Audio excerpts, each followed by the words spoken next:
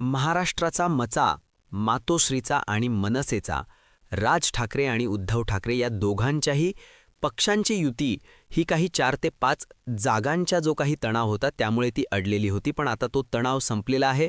जागांचा तिढा होता तो मिटलेला आहे. या जागा म्हणजे आपण एक 2-3 दिवसापासून मी तुम्हाला सांगतोय, त्याच्यामध्ये वरळी आहे, शिवडी आहे, माहीम आहे, दादर आहे, इकडे विक्रोळी, भांडूप, ह्या ज्या काही मराठी बहुल ज्या मराठी जागा होत्या ह्या जागांवरनं तिढा होता, पण तो आता संपलेला आहे. त्यामुळे हे दोन बंधू आता 2 दिवसांमध्ये कधीही आपल्या युतीची घोषणा करतील असं बोललं जातंय. माझ्या मते ही शक्यता जास्त उद्याच आहे. उद्याच हे दोघं पत्रकार परिषद घेतील आणि युतीची घोषणा करतील. उद्या ह्यासाठी कारण उद्या आहे 23 डिसेंबर, उमेदवारी अर्ज भरण्याचा उद्याचा पहिला दिवस आहे. उद्यापासून ते 30 डिसेंबरपर्यंत उमेदवारी अर्ज हे भरायचे आहेत. त्यामुळे उद्याच्या दिवसात ही कदाचित घोषणा होण्याची शक्यता आहे. जितकी लवकर होईल तितकी पुन्हा उमेदवारांची नावं घोषित होतील, उमेदवारांना अर्ज भरता येतील. त्यामुळे ही सगळी प्रक्रिया पटपट व्हावी ह्यासाठी कदाचित ही घोषणा उद्या होऊ शकते. आता याच्यामध्ये उमेदवारी वगैरे काही जाहीर झाली का तर ते आत्तापर्यंत लगेच काही आपल्यापर्यंत येणार नाही. पण एवढं नक्की आहे की यांच्यामध्ये जी काही बोलणी झालेली आहे त्यानुसार 137 जागा या शिवसेना ठाकरे गट लढवेल असं एकूण चित्र आहे. जवळपास 70 ते 75 जागा या मनसेला दिल्या जातील आणि मग त्यानंतर 15-20 जागा, 15 किंवा 15 आपण म्हणूयात 15 जागा या राष्ट्रवादीला दिल्या जातील. आता राष्ट्रवादीला 15 जागा हे अगदी बरोबर आहे, कारण राष्ट्रवादीची ताकद जर मुंबईतला आपण बघितली तर ती काही फार नाहीये. त्यामुळे राष्ट्रवादी शरद पवार गटासाठी 15 जागा ह्या ओके आहेत, म्हणजे त्यांना काही अडचण असणार नाही. दुसरं जर आपण बघितलं तर 70-75 जागा ह्या मनसेकडे येण्याची शक्यता आहे. आता मनसेच्या दृष्टीने जर आपण विचार केला तर मनसेसाठी म्हणजे खूपच जागा ह्या मनसेला मिळतात असं म्हणायला हरकत नाही, कारण मागच्या 2 निवडणुकांचा म्हणजे महापालिका निवडणुकांचा, मग ती 17 मधली असेल, माझ्या मते 12 मधली असेल, या दोन्ही महापालिका निवडणुकांचा जर आपण विचार केला आणि त्यातला मनसेचा परफॉर्मन्स जर का आपण बघितला तर त्या दृष्टीने मनसेला खूप जागा मिळतात असं म्हणायला हरकत नाही. आणि तिसरं म्हणजे 137 जागांवर स्वतः ठाकरे गटाची शिवसेना 137 जागा लढवणार आहे. ते अगदी स्वाभाविक आहे, कारण ह्या तिघांमध्ये सगळ्यात आत्ता प्रबळ जी आहे ते शिवसेना आहे. त्याचबरोबर सगळ्यात महत्त्वाची गोष्ट अशी आहे की शिवसेनेला ह्या वेळेला मुंबईमध्ये, कारण तुम्हाला 2017चा शिवसेनेचा सगळ्यांना आपल्याला परफॉर्मन्स माहिती आहे, 84 जागा या शिवसेनेकडे आलेल्या होत्या. त्यामुळे एकतर मुळामध्ये त्या 84 जागा टिकवणं, त्या मिळवणं हे क्रमप्राप्त आहे. ते ह्यासाठी सुद्धा आहे कारण जर का महापालिकेवर सत्ता आणायची आहे तर तेवढी घौदोड ही ठाकरे गटाला करावी लागणार आहे. त्यासाठी सुद्धा हे महत्त्वाचं आहे. दुसरी महत्त्वाची गोष्ट अशी आहे की आत्ताच आपण बघितलं नगर परिषद असेल, नगरपंचायत असेल, यांचे जे निकाल लागले याच्यामध्ये शिवसेना शिंदे गट जो आहे यांनी जवळपास 54 ते 55 नगराध्यक्ष निवडून आणलेले आहेत आणि हा त्यांचा खूप मोठा स्ट्राईक रेट सुद्धा याच्यामध्ये राहिलेला आहे. आणि त्यामुळे ठाकरे गटाला मुंबई महापालिकेत तरी सर्वाधिक जागा मिळवून सत्ता मिळवणं हे क्रमप्राप्त आहे. ते ह्यासाठी आहे कारण शेवटी खरी शिवसेना मग कोणाची, हा जो एक प्रश्न सातत्याने विचारला जातो, त्याला जर का उत्तर द्यायचं असेल तर शिवसेना ठाकरे गटाला सर्वाधिक जागा, जितक्या जागा ते म्हणजे एकतर उमेदवार उभे करतील तो एक महत्त्वाचा मुद्दा आहे, म्हणजे त्याच्यावर 137 उमेदवार ते उभे करण्याच्या तयारीत आहेत. आणि अधिकाधिक जागा निवडून आणणं, म्हणजे मागच्या वेळेला 84 जागा होत्या, ह्या वेळेला तो आकडा किमान 100 ते 110 वर जाणं किंवा 100 पर्यंत तरी येणं हे उद्धव ठाकरे गटासाठी खूप महत्त्वाचं आहे. आणि अशा सगळ्या अर्थांनी जर आपण बघितलं तर जागा वाटपाचा जो फॉर्म्युला आपल्यासमोर येतोय 137, 70 ते 75 आणि 15, तर ते अतिशय योग्य आहे असं म्हणायला काही हरकत नाही. त्यामुळे राज ठाकरे आणि उद्धव ठाकरे यांच्यातल्या युतीची घोषणा जसं मी म्हटलं तसं पुढच्या 2 दिवसांमध्ये होईल. ती प्रामुख्याने उद्या होण्याची जास्त शक्यता आहे. आता एकीकडे हे चित्र आहे तर दुसरीकडे आपण बघतोय की काँग्रेस जी आहे, काँग्रेसनी फायनली स्वबळावर जाण्याचाच निर्णय घेतलेला आहे. आत्तापर्यंत उद्धव ठाकरे गटाकडनं प्रयत्न करण्यात आले की तुम्ही आमच्याबरोबरच आपण एकत्र लढूयात, राज ठाकरे यांच्या समवेत आपण सगळे एकत्र लढूयात. जर एकत्र लढलो तर भाजप असेल, महायुती असेल, यांच्यासमोर आव्हान निर्माण करणं हे सहज शक्य होईल. पण काँग्रेसनी एकूण विचार केलेला दिसतोय. काँग्रेसनी स्वबळावर जाण्याचाच निर्णय घेतलेला आहे. त्यामुळे काँग्रेस हा स्वबळावर निवडणूक लढवतोय. एका अर्थाने आपण जर का काँग्रेसच्या बाजूनी विचार केला तर काँग्रेसचं त्याही त्यांच्या बाजूनी जर विचार केला तर बरोबर आहे. ते ह्यासाठी आहे कारण जेव्हा महाविकास आघाडी ही एक अलायन्स तयार झाली त्यानंतर लोकसभेच्या निवडणुका झाल्या, विधानसभेच्या निवडणुका झाल्या आणि असं लक्षात आलं की ह्या अलायन्समध्ये लोकसभेच्या निवडणुकीमध्ये सर्वाधिक काँग्रेस बरोबर असण्याचा फायदा जर कुणाला झाला असेल तर तो उद्धव ठाकरेंच्या शिवसेनेला झालाय. कारण काँग्रेसचा जो पारंपरिक मतदार राहिलेला आहे, अल्पसंख्याक मतदार, हा अल्पसंख्याक मतदार हा उद्धव ठाकरेंच्या बाजूनी अधिक वळलेला आपल्याला बघायला मिळतोय. आणि मग तेवढा जो मराठी मतदार आहे तो काँग्रेसच्या बाजूनी वळला का, म्हणजे उद्धव ठाकरेंच्या बरोबर असणारा जो मराठी मतदार आहे तो काँग्रेसच्या बाजूनी वळला का, तर त्याचं उत्तर असं आहे की नाही. तो त्या प्रमाणामध्ये काँग्रेसच्याकडे झुकलेला नाही. ज्या ठिकाणी काँग्रेसचे उमेदवार आहेत, शिवसेनेचे उमेदवार नाहीयेत, अशा ठिकाणच्या मतदारांनी जर शिवसेनेचा उमेदवार नाहीये तर त्यानं भाजपबरोबर जाण्याला पसंती दिलेली हे बघायला मिळालेलं आहे. लोकसभेच्या वेळेला, विधानसभेच्या वेळेला सुद्धा तोच प्रकार घडलेला आहे.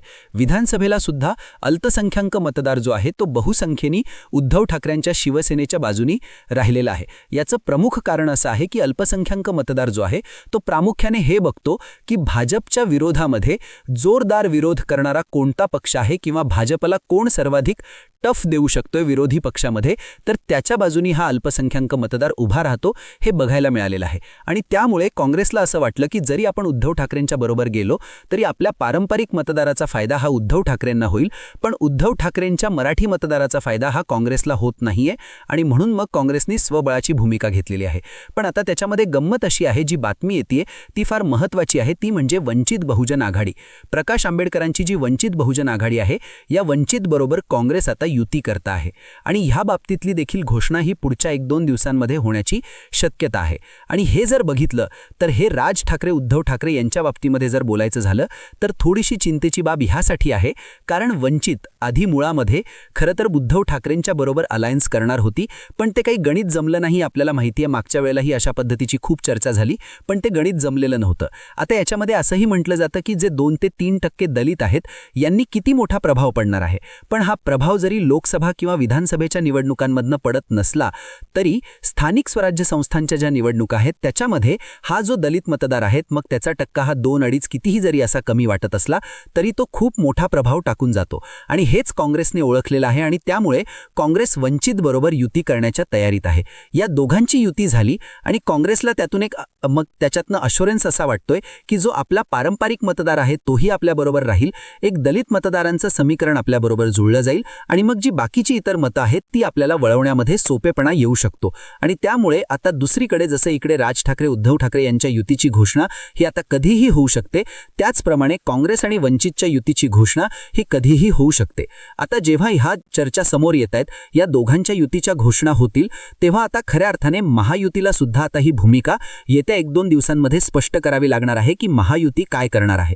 महायुती ही महायुती म्हणून लढणार आहे का भाजप स्वबळावर लढणार आहे, मग शिवसेना स्वबळावर लढणार आहे, अजित पवार स्वबळावर लढणार आहेत, नेमकं काय चित्र असणार आहे हे आता महायुतीला सुद्धा स्पष्ट करावं लागणार आहे. स्पष्ट करताना एक गोष्ट मी तुम्हाला सांगतो, जरी महायुतीमध्ये भाजप आणि शिवसेना, एकनाथ शिंदे हे एकत्र येऊन लढतील, पण भाजपने हे आधीच स्पष्ट केलेलं आहे की राष्ट्रवादी काँग्रेस जी आहे, अजित पवार गट हा जर का नवाब मलिकांच्या नेतृत्वामध्ये मुंबईतली निवडणूक लढवणार असेल तर आम्ही राष्ट्रवादीला आमच्या सोबत घेणार नाही, ही भूमिका स्पष्ट आहे. त्यामुळे जरी महायुती म्हणून भाजप आणि शिवसेना, शिंदे गट हे एकत्र लढले तरी त्यांच्याबरोबर राष्ट्रवादी नसेल, हा त्यातला आत्ताचा भाग आहे. आता याच्या मागे सुद्धा एक राजकारण आहे, याच्या मागे सुद्धा एक स्ट्रॅटेजी आहे, याच्या मागे सुद्धा निवडणुकीचं गणित लपलेलं आहे. लक्षात घ्या, भाजपचं यश हे मतदारांची विभागणी, समोरच्या पक्षाच्या मतदाराची विभागणी ही जास्तीत जास्त जितकी होईल तितकं भाजपच्या दृष्टीने ते फायद्याचं ठरतं. आता एकीकडे काँग्रेस हा वेगळा लढतोय, स्वबळावर लढतोय, काँग्रेस बरोबर वंचित जाते, आणि इकडे अजित पवार राष्ट्रवादी गट हा जर का वेगळा लढला आणि तो कोण चेहरा घेऊन लढणार आहे, तर नवाब मलिक असतील किंवा सना मलिक असतील यांचे चेहरे घेऊन जर राष्ट्रवादी एकटी लढली तर मुस्लिम मतदार जो आहे याच्यामध्ये खूप वाटेकरी निर्माण होणार आहेत. म्हणजे मुस्लिम मतदार हा उद्धव ठाकरेंच्या दिशेने जरी तो वळत असला, आज 19% मुस्लिम हे मुंबईमध्ये आहेत असं जरी आपण म्हटलं तरी 19च्या 19 काही उद्धव ठाकरेंच्या बरोबर जाणार नाहीत. आता काँग्रेस बरोबर जाणारा काही मुस्लिम मतदार असू शकतो, त्यांचा एक पारंपरिक मतदार म्हणून आपण त्याच्याकडे बघितलं पाहिजे. समाजवादी जो पक्ष आहे तो सुद्धा स्वतंत्र लढतोय, म्हणजे समाजवादी पक्ष सुद्धा काही जागांवर आपले उमेदवार उभे करतो आहे. आणि समाजवादी पक्षांनी, कारण एकतर तो समाजवादी पक्षाच्या मागे अल्पसंख्याकांची ताकद ही खूप मोठ्या प्रमाणामध्ये आहे, हेही आपल्याला लक्षात येतं. त्यामुळे समाजवादी पक्ष देखील जर उमेदवार उभे करणार असेल तर ती एक चिंता म्हणून राज ठाकरे, उद्धव ठाकरे यांना ही सगळी आव्हानं ही निश्चितपणाने माहिती आहेत. आणि त्यामुळे एकूण आपण हा सगळा आत्ता जो भाग समजून घेतोय तो सगळा भाग ह्यासाठी समजून घेतोय की राज ठाकरे आणि उद्धव ठाकरे एकत्र आल्यानंतर महापालिकेच्या दृष्टीने मुंबईतलं राजकारण नेमकं कसं वळणार आहे हे आपल्याला ह्या निमित्ताने बघायचं आहे. आता याच्यामध्ये भाजप आणि शिवसेना एकनाथ शिंदे हे युती करतील ही देखील शक्यता दाट आहे. त्यांच्याकडनं अजून कोणती घोषणा झालेली नाही, पण देवेंद्र फडणवीसांनी हे सांगितलं की आम्ही महायुती म्हणून लढू. त्यामुळे हे एक समीकरण पुन्हा आणि आत्ताच जो काही नगर परिषद नगरपंचायतीचा जो निकाल लागलेला आहे की जो अभूतपूर्व असा निकाल आहे महायुतीसाठी. आज 1 नंबरचा पक्ष हा भाजप ठरलेला आहे, 2 नंबरवर एकनाथ शिंदेंची शिवसेना आहे, 3 नंबरवर अजित पवारांची राष्ट्रवादी आहे आणि नाही म्हणायला सगळ्यात महत्त्वाचं म्हणजे मी 3 नंबरवर असं म्हणेन की काँग्रेस, ज्या काँग्रेसची आपल्याला आशा वाटत नव्हती त्या काँग्रेसनी ह्या नगर परिषदा नगरपंचायतांमध्ये नगराध्यक्ष म्हणून आपले जवळपास 35 नगराध्यक्ष निवडून आणलेले आहेत. तर त्यामुळे काँग्रेस देखील आत्ताच्या या निवडणुकांमुळे थोडासा आपल्याला कुठेतरी उभारी घेताना बघायला मिळतोय. अशा पद्धतीचं राजकारण आता मुंबईमध्ये सुद्धा आपल्याला वळण घेताना बघायला मिळेल. वंचितच्या दृष्टीने जे मी तुम्हाला मगाशी सांगितलं की वंचितने सुद्धा या आत्ताच्या नगर परिषद नगरपंचायतीच्या निवडणुकांमध्ये आपले 5 नगराध्यक्ष हे निवडून आणलेले आहेत. आता वंचितचे जर का 5 नगराध्यक्ष आहेत तर ह्या तुलनेमध्ये आपण उद्धव ठाकरेंच्या शिवसेनेचे आणि शरद पवारांच्या राष्ट्रवादीचे किती निवडून आले याचा जर का विचार केला तर ती सुद्धा एक चिंतेची बाब निश्चित म्हणावं